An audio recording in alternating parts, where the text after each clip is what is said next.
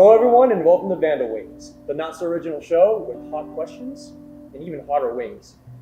I'm joined today by IDAHO head soccer coach Jeremy Clevenger. Coach Clevenger is entering his 6th season at the helm, coming off a 12-win, 3-draw, and 3-loss season where they saw championship against Northern Arizona. Coach, welcome to the show. Thanks for having me. Before we start, I have to ask, how are you with spicy food? I love spicy food, but I sweat. I'm a sweater, so You're a sweater? It'll be interesting. Okay, awesome. Well, let's jump right into the first wing. This first one right here, not as spicy. It's a ketchup, so it's actually not a hot sauce. So okay, so ketchup. yeah, all right. We're starting. Nice and easy. Nice I and like easy. that. Yeah, it's good. You can taste the ketchup flavor. Feels like it'd be good with some hot dogs. Yeah, that's a good change up to ketchup. All right. So first question. So last season was, I would consider, an excellent season for Vandals. You got 12 wins overall. That championship game, however, must have been tough on you, losing Northern Arizona in a shootout. Could you kind of recap that last season and anything that you felt like Vandals could look forward to coming this season?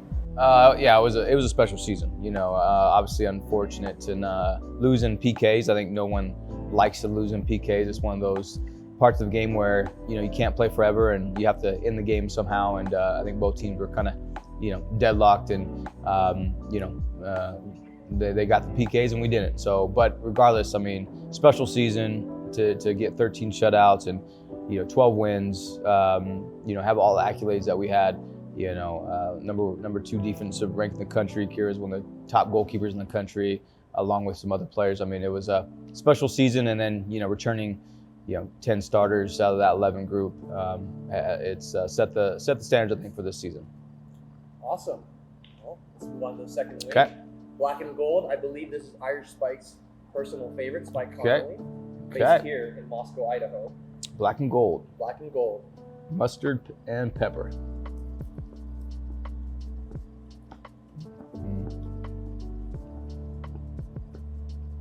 That's good. I like the mustardy with the pepper. Yeah, it's good. I can see why it's a favorite. You can't sweat before me. No, I'm not gonna celebrate. I'm just a slow eater. So you've coached at a lot of places: Houston Baptist, Baylor, Western Colorado, Northern Iowa, and now Idaho. Essentially, you've lived everywhere in the country. I know you have family in Missouri. You're originally from Stockton, California. Mm-hmm. Traveled the road a lot. What has been your favorite place to visit and live? I favorite place to live and coach, I would say here in Moscow.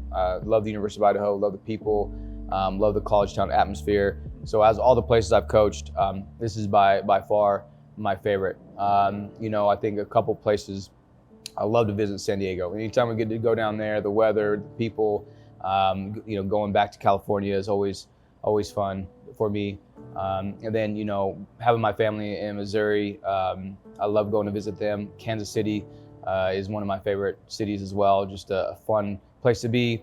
I'm a big Kansas City Chiefs fan, so we're celebrating that Super Bowl win, and we'll take that. But I think those are some of my favorite places. Awesome. All right, well, moving on to wing number 3 here. Okay. So I've had this one before. It is one of my favorites. It's so good. Unicorn blood's good. Yeah. It's like an everyday hot sauce. You can do a lot. You have one in your fridge? I do, actually. You do? Yeah, I do. Awesome. Yeah. Awesome. Well, question number 3. We've heard from some sources that you have a sort of irrational fear of sharks. Can you elaborate on that? You live in Stockton. It's kind of close to the coast. Can you elaborate on that fear? Yeah, definitely. I have a fear of sharks. I don't know what it is. I think it's from my time living in California. You would hear Santa Cruz wasn't too far away. You always hear shark attacks, and I'd always just, I'll go in the ocean, I'll jump in, but I'm not going too deep. So I just think it's part from, I just never understood people who go surf and want to go out in the middle of the ocean and with sharks and where you're helpless and they'll come sneak up on you. And the people who die with sharks, I mean, they're credit to them. They're crazy, but I don't know what it is. I've always been something that I don't want to go to be in a helpless situation. So Is that on your bucket list to dive with sharks? it is not. It's I not will on your bucket list. that, and I don't have any desire to do that or skydive. Like there's just two things that I do a lot of different things than that. So Vandal skydiving next episode. Awesome. Well, let's move on to wing number 4. okay. Doing good so far. Yep, doing great. Not kicking in too hard yet.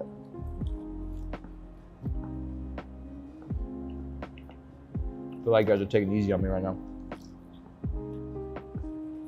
Very flavorful. Surprised I haven't started sweating yet though. We'll be getting Usually just a little bit, that's all it takes. maybe some of the questions. Maybe. Exactly. So, more sources tell me that you were a big sneakerhead and that you have hundreds, more or less, of pairs of sneakers in your house.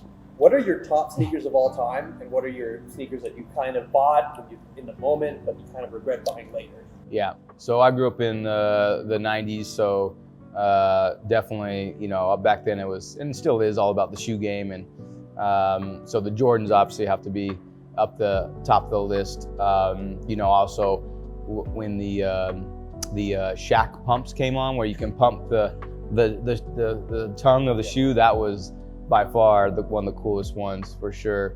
The Air Force Ones would come out when I was younger too. So all the stuff that you guys wear now, we wore first. So you're welcome. Do you have a favorite colorway of Jordans? I don't. I think just the classic black and reds the Jumpmans were good. So yeah.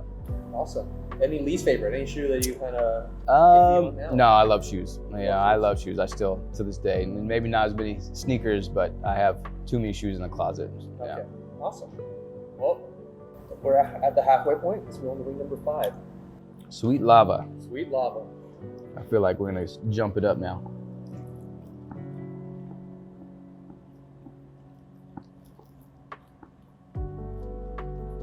I feel like this one might be a slow burn. Might start soft and then kind of get you a kick in. Yeah, it's kind of hanging out. Yeah, it does. It hangs a little bit. Yeah. Definitely gonna get a little bit higher. So, Coach, we're at the segment called Explain That Gram, where we do a deep dive of your Instagram, and you try to explain away what photos you pull up. So, this first one right here, do you have a little Bernie meme that was very topical? Yeah, that was a fad, and actually my niece made this for me. Chloe, she did that, made it. She just took one of the pictures online, and she did that, and she sent it to me, and it kind of blew up a little bit. So yeah, it was credit to her. She made it. It's kind of funny. It's a good one. Next photo. So, Star Wars trivia night at Northern Iowa. Yeah. Can you explain? Do you remember anything? Did you win that night? Or a big Star Wars fan? No, we did a fundraiser, trivia night, and the topic was Star Wars. And I can't remember who had this. I think maybe I borrowed this or someone had it, and had the trivia night, put it on, took a picture, and then you know how it goes from there. So it's. You're not a big Star Wars fan. I like Star Wars. Oh, Yeah, I like Star Wars. Yeah, Okay, yep. But that was a trivia night, and I'm not I'm not head over heels, but I like Star Wars. Okay, It's a great trilogy. Last photo here, we have a very tempting grill. What's the story about this? Yeah, that was outside of, I think it was a Marshall's or something like that, and my grandmother, my mom's mom, her nickname was Pig, and so it's kind of in our family. Pigs, we collect or certain things like that. So I saw this pig outside of Marshall's, and I had to take a picture, and I posted it on Instagram, and tempting. I said, I see the caption, tempting, tempting to buy it, but I think $600. I don't think that I would have been able to travel from around the country like I have with that thing. So. Awesome. You have a grill at home right now. Oh yeah. Everything that's on. Steak. Tri-tip. Yeah. That's one. I will say I'm a decent griller, so anytime I can grill. So any type of steak. Heard that first. Best Idaho head coach you can grill. Yep. So. I'll take anybody on. Awesome. Wait for Zach. All right. Moving on to wing number 6. Flip it around. Flip it around. Okay. To right. All right. The last one's still sitting there, so let's see what goes. Up next is Drunken Red. That's good. So flavorful. All these are so flavorful. I like that one. That one's my favorite right now. Between that one and the black and gold, that one's. But I feel like these are gonna start kicking in. So, some players and former coaches, former players as well, have told us that you have particularly bad luck with travel vans. Some breaking down, you forget things on them. Can you explain some of your favorite travel stories regarding travel vans and rental cars? Yeah, there's, I'm very detailed, and when you travel, you want things to go very smooth, and sometimes it doesn't happen. And we've had, this last one, we were just in our last trip to Las Vegas, and I won't name my assistant, Neil. He locked his keys in his car, and so we had to call the rental car company and ask them to unlock the car. But the one that everyone laughed at me, we were in North Dakota last year, and we were going on the way. Everyone was loads of vans going to the game, and I could not get my van to start. It was an electric hybrid van. I could not get to start, and and they all left. All the other people left. I'm sitting here, and oh man, we're gonna be late to the game. We're gonna have half the team not there, and I called the assistant. Hey, come back and get me. Come grab the players, and take them over there. And then I don't know how it worked, but finally got the rental car to work, and we were on our way and got the 1-0 win. So we'll take it. Well, yeah, we'll take that. Seems like you should maybe let someone else drive as well. Are you the driver in most of these trips? Sometimes. A little mixture. So. All right, moving on to wing number 7. Okay. Miso habanero. Okay. Starting to build. I have it in my mouth. You have it in your mouth? Yeah, that's good. You're tough so far. Yeah, so far. No milk, no water.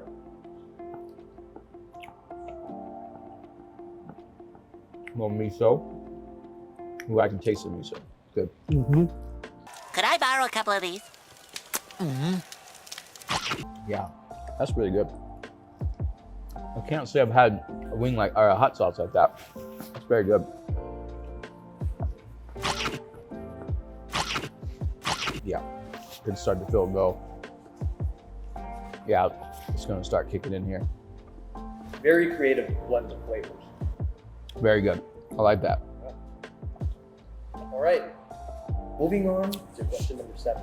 So, Coach, I know I'm a soccer fan myself. In the modern game, the most common formations are 4-3-3 and 4-4-2. An insight from you, without giving away too much for future opponents, what are your thoughts about the difference between formations? I know 4-3-3, like Liverpool, relies a lot on wingers. You run with 4-4-2 a lot with Jaden Hanks and Margot up front and forward. Yeah. Just what do you compare with those two positions? Yeah, no, I think those are the two classic ones, formations, and we like to mix it up. I think at the college level you need to be fluent at 2 formations. You can't just rely on one, so you need to have 2 in your bag. And right now we like the 4-4-2. I think it suits us. It suits our players. We were in it last year. There's familiarity that's starting to kick in a little bit in the miso. Our players are comfortable in it, and we're able to, build out and keep the ball, but we're also able to attack. And we have really athletic forwards. You get 2 forwards on 2 center backs, and you can really do a lot. So it's a system that suits us. Our players are very comfortable in it, we like it. Awesome. All right, let me read this. Yeah, it's starting to get hot. All right, moving on to wing number 8, Pirates Vacation, Caribbean Jerk. Feeling good, Coach? Getting a little hot, so okay, it's starting to kick in. You can, building up for sure. We'll start stuttering. Yeah.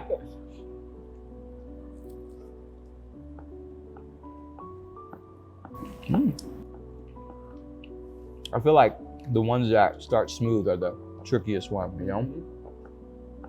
Feels like I'm sailing the seas. Yeah, it tastes good. Yeah, feels good. Question number 8. So, former assistants that we won't name, Nicole and Maddie, have told us that you are a big coffee drinker. You supposedly brew your own coffee. Can you explain more about that? Like what your favorite coffees are, what your least favorite coffees are, just that, why you need your coffee in the morning. Yeah, I'm a big coffee person. All the players will tell you that. They joke, if I'm in a bad mood or you know, they'll say, hey, you haven't got your coffee yet, have you? So I like energy. I like bringing energy to our practices. And then I just love coffee. So it kind of started when I was coaching at Baylor, and the coaching staff would actually make me drink coffee because they were great coaching staff, and they wouldn't want, you know, hey, all the coaching staff need to have energy at practice. So, and I would dump a ton of cream, a ton of sugar. And so it got to a point where I was like, all right, if I'm gonna drink coffee, I'm gonna do this. So I started drinking black. And then ever since, I just have loved coffee, and you know, I mostly stick with just your regular coffee. But you know, love a good latte, love a good cold brew, nitro brew. I don't do many of those sweet frappuccinos or anything like that. But yeah, and I'm weird. I can drink hot coffee on a hot day. I can drink it, you know, get a hot coffee, and if I can leave in my office, I can't get to it, I'll drink it cold. I'm a little weird like that. So it's yeah. If you have to buy a coffee, like you don't have time to brew it in the morning, is there a favorite coffee place you have in town? And Yeah. So what is it? Yeah, One World is probably my favorite. I go there a lot. You know, I'm a big Starbucks fan as well. Awesome. All right.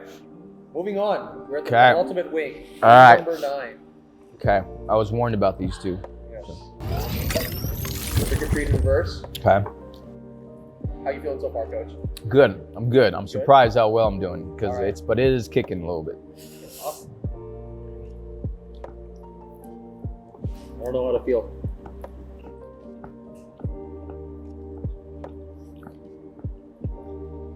You're not feeling it yet? I don't have to talk for the last wing, so I'm not really feeling it yet. The taste, however, is exquisite, not explicit. Exquisite. Pardon my language. Yeah, that's a good one. So has a little sweetness to it. That's good. That pumpkin flavor. Yeah. Amazing. So question number 9. You coached several places over a very long coaching career.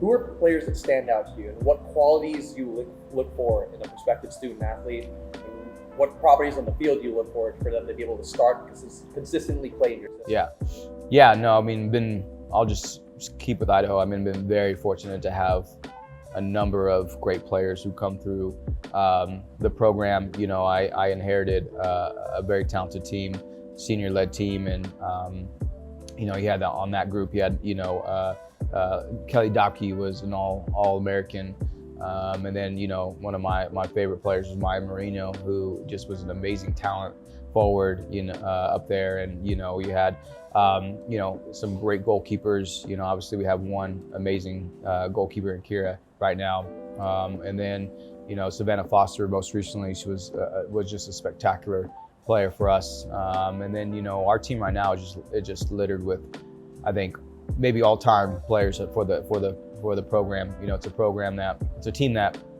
you know, returns a lot of experience. That has a lot of experience, but you know, the young players are just and the returners are just stepping up. So it's fun. It's a fun team to coach. You know, I think some players who are probably some of the most impactful right now on our team. You know, our back line is doing great. You know, I know Kira gets a lot of the praise, but you know, our back line from Maya Hamilton, you know, Rebecca Reyes, Cassidy Elliker, Alyssa Peters, I mean, they're doing amazing. And then Jade Sprague has been just a beast this year so far. And you know, Margot Schessler, I mean, it's just top to bottom has been amazing. So we're very fortunate of the talent we have, past and current.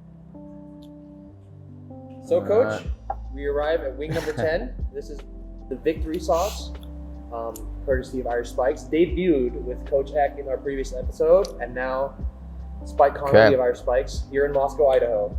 Let's turn it into reality. The spiciest sauce. That's why I hear. I heard it was designed for this. I love it. So it is tradition for the last wing to put a little extra on it. Let's do it. Will you join me in tradition? Of course. If I can open this bottle. How much you putting? I'll judge my.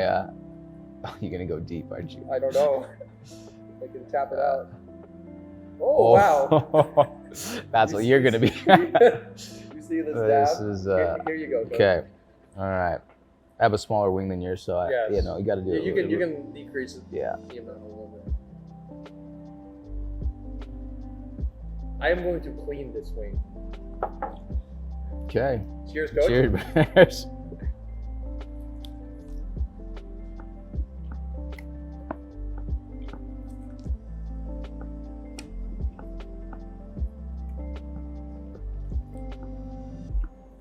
That curry flavor is amazing. It starts so great. We'll see what it finishes like, but that one's starts off really nice. I can feel the sweat coming a little bit. I feel it. Yeah. Not gonna lie, Yeah. I feel it. Yeah, I feel That is a great wing. that's a really good wing.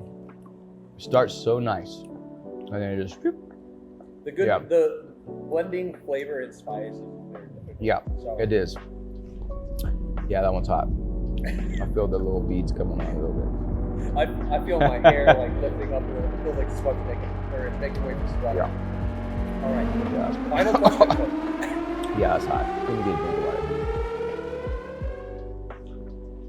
All right. Final question, coach.